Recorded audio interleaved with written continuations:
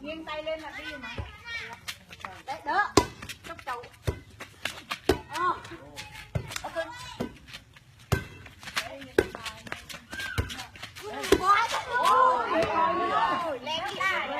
Lên em đi đây. Lên đài à? Cái gì hả? Ở trên chèn. Chèn nha. Nè. Còn cái thấy á.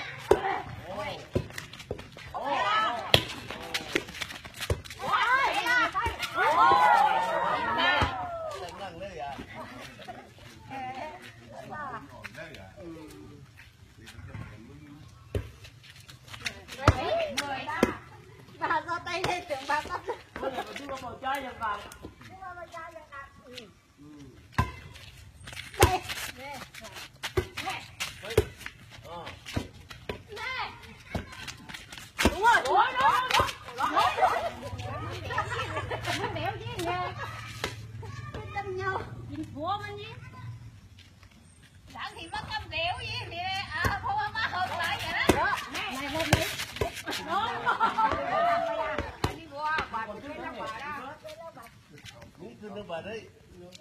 Ngồi chở con bê mai nữa. Lẩu chứ nè. Bọn nhân lẩu bỏ đi. Đi.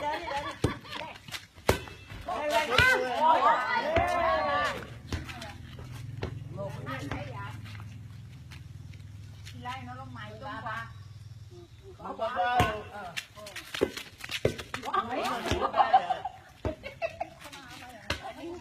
Ba nó ạp đấy chị.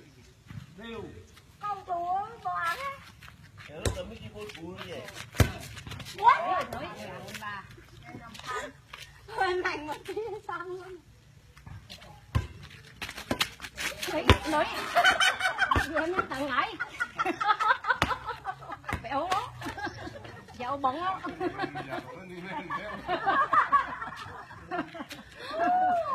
Có khoác mà khỏi muốn cái gì.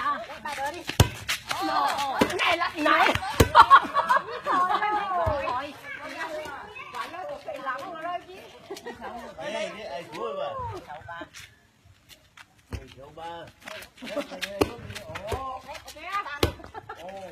Nè.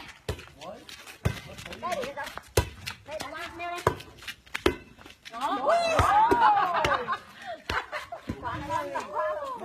Mẹ lọc ạc của mình chú.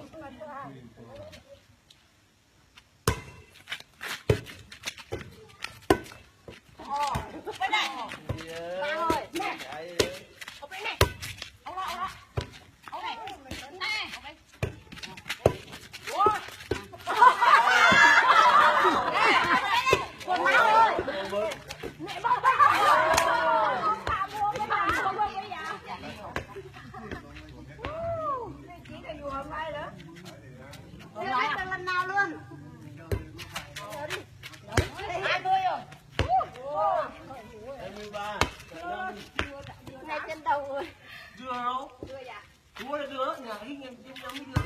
Đấy đỡ đi. Ô này. Lên ra. Đấy đỡ đi. Bắt ra.